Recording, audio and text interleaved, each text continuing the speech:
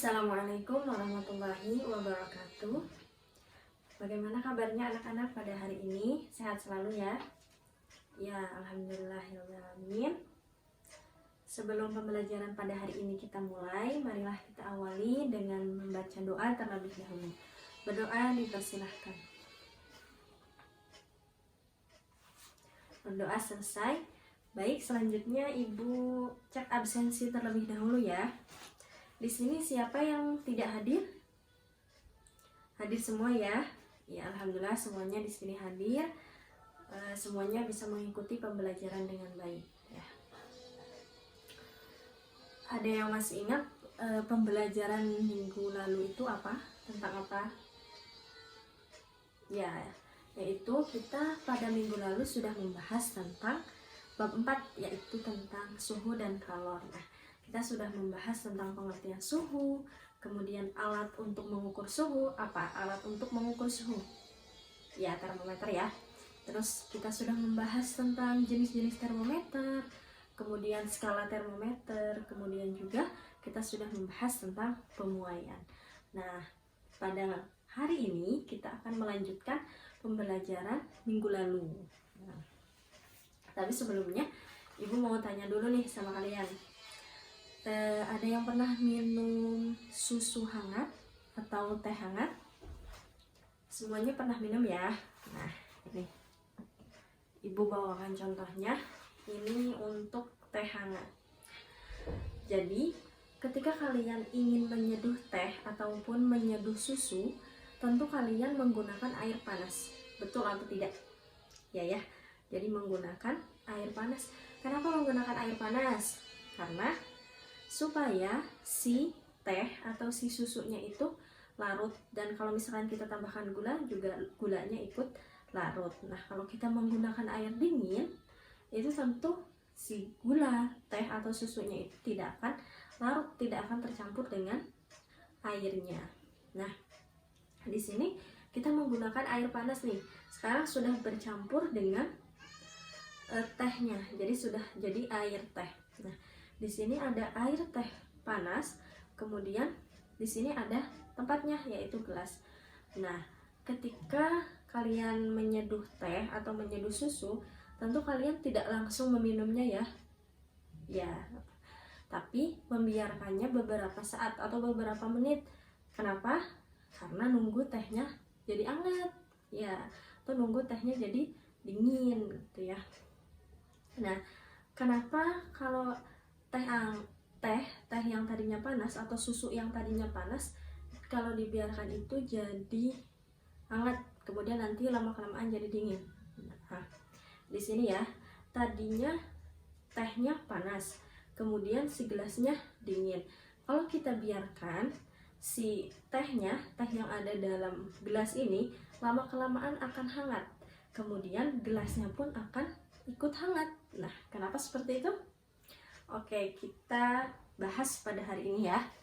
Jadi, yang akan kita bahas pada hari ini yaitu tentang kalor.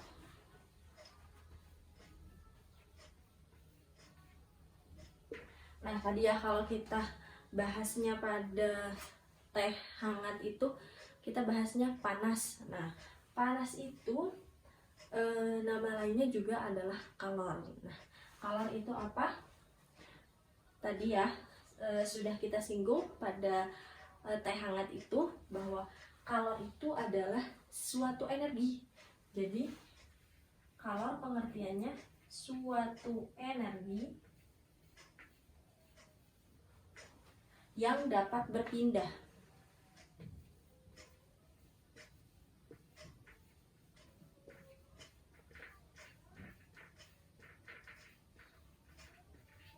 Nah, yang dapat berpindah dari, kalau tadi contohnya dari dari air panas, dari air teh yang panas, kemudian lama-kelamaan jadi hangat dan gelasnya pun ikut hangat yang tadinya dingin. Nah, jadi suatu energi yang dapat berpindah dari benda yang suhunya tinggi ke benda yang suhunya rendah.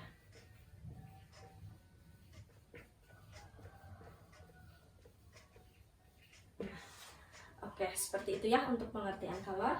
Kemudian kalor itu memiliki satuan. Nah, satuannya ada dua.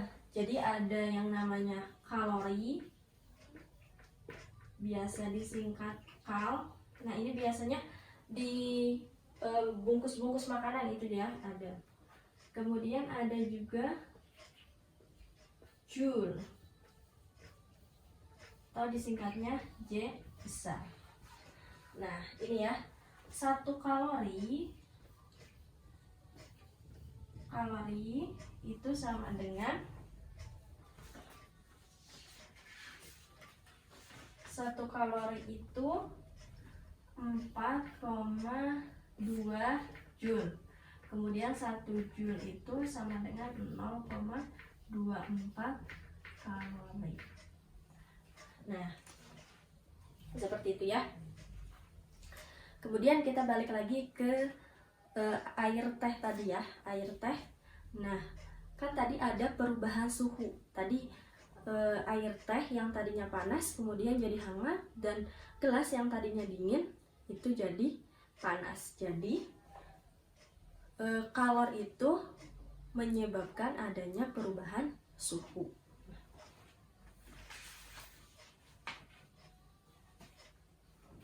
Di sini ya, perubahan suhu.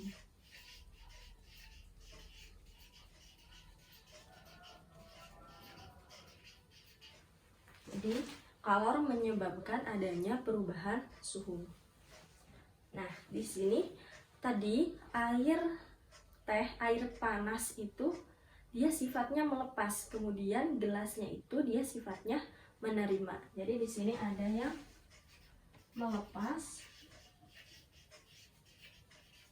kemudian ada yang menerima.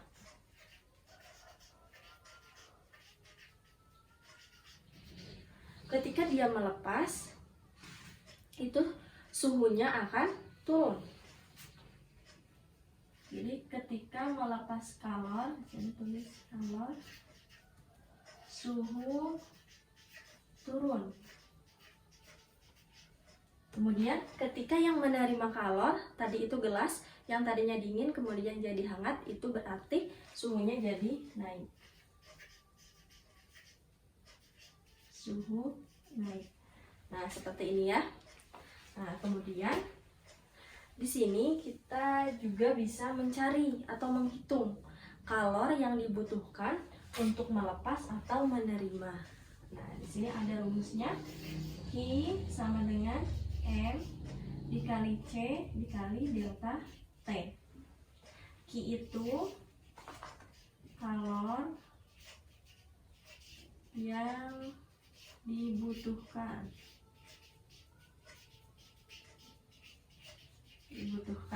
Satuannya joule. Kemudian M itu massa, satuannya kilogram. C itu kalor jenis,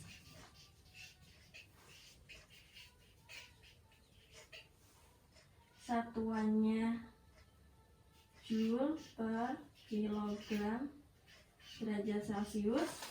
Kemudian delta T itu perubahan suhu.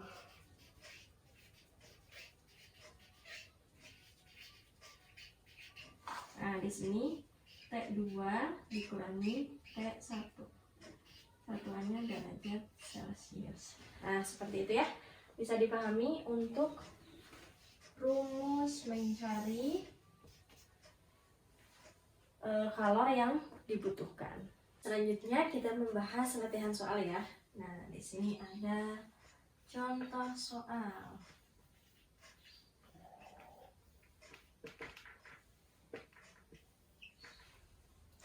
Nah, berapakah kalor yang dibutuhkan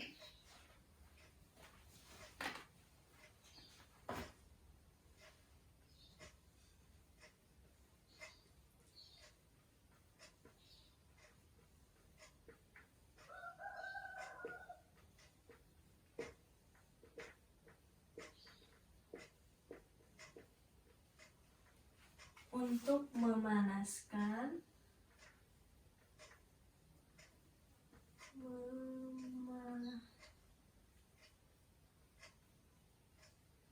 untuk memanaskan 2 kg air yang suhunya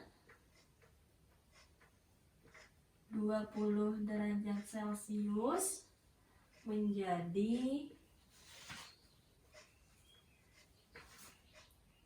70 derajat Celcius. Nah, jika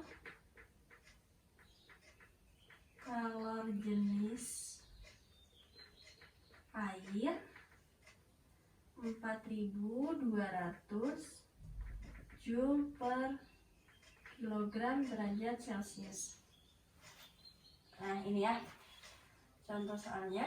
Berapakah kalor yang dibutuhkan untuk memanaskan 2 kg air yang suhunya 20 derajat Celcius menjadi 70 derajat Celcius jika kalor jenis air 4200 Joule. Nah, kita bisa menggunakan rumus yang tadi ya, yang tadi sudah kita bahas. Oh, hilang ya. Saya tulis kembali.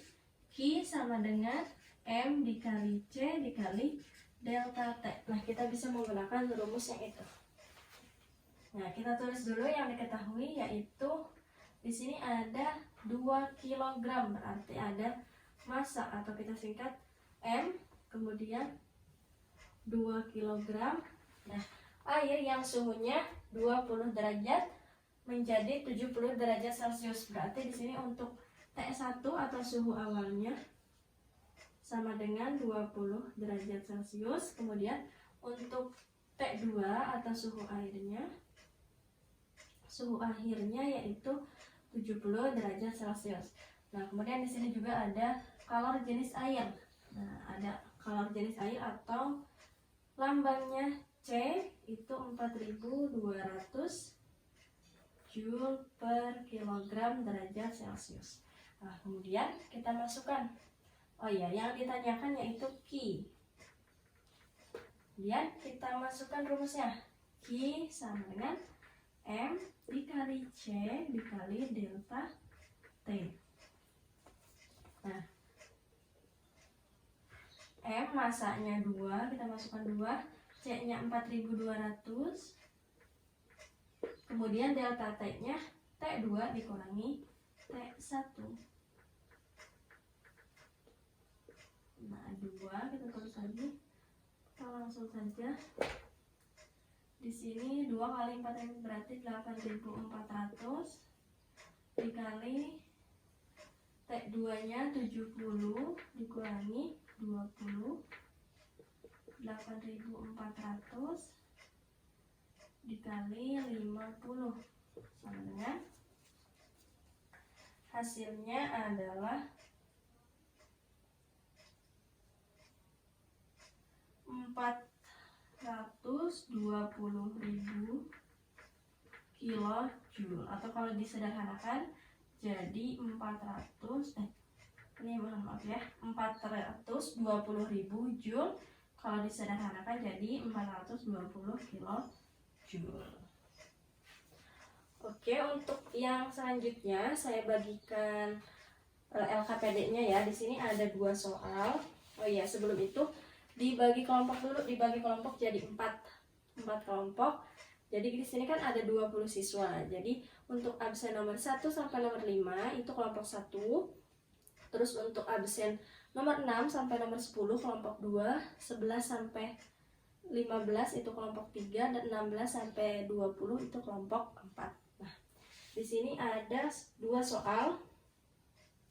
Silakan dikerjakan bersama kelompoknya ya. Nanti kalau sudah selesai kita bahas bareng-bareng. Oke, sudah selesai ya. Di sini ada nomor 1. Berapa besar kalor yang diperlukan untuk menaikkan suhu sebatang besi yang masanya 10 kg dari suhu 20 derajat menjadi 100 derajat Celcius jika kalor jenis besi adalah 450 Joule per kilogram derajat Celcius. Nah, coba jawabannya. Kelompok 1 berapa? Ya. Kelompok 2, kelompok 3, Kelompok 4, oke, semua jawabannya sama ya. Hasilnya adalah Q-nya atau kalori yang dibutuhkannya yaitu 360.000 Joule, atau kalau disingkat atau disederhanakan jadi 360 kilojoule. Kemudian untuk yang nomor 2, nah ini agak sulit ya, jadi kita bahas bareng-bareng di sini untuk nomor 2. Langsung saja ya, di sini Lina akan membuat es krim Oreo dengan suhu awal yaitu 25 derajat Celcius. Jadi yang diketahui itu ada suhu awal atau T1 sama dengan 25, ini nomor 2 ya, 25 derajat Celcius, dan membeku berarti T2 nya itu sama dengan min 10 derajat Celcius. Nah, jika kalori yang dibutuhkan untuk membuat es krim Oreo adalah 5.880, jadi kalorinya yang dibutuhkan 5.880 Joule. Nah, dan C air atau kalori jenis air itu sama dengan 4.200 Joule per kilogram derajat Celcius. Nah, maka berapakah massa es krim Oreo yang dibuat oleh Lina? Jadi yang ditanyakan adalah massa. Nah, sama sepertinya menggunakan rumus yang ini, yang Q sama dengan M dikali C dikali delta T. Oke, kita masukkan rumusnya. Q sama dengan M dikali C dikali delta T. Nah, Q-nya di sini sudah ada 5.880 sama dengan M-nya. M-nya di sini ditanyakan ya. Masanya ditanyakan, berarti kita tulis lagi M. C-nya 4.200. Delta T-nya, nah delta T itu suhu yang lebih tinggi dikurangi suhu yang lebih rendah. Jadi di sini 25 dikurangi minus 10. Nah, 5.880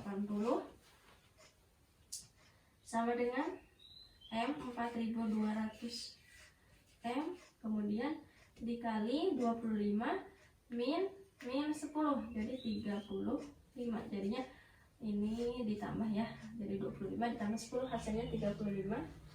Kemudian di sini 5.880.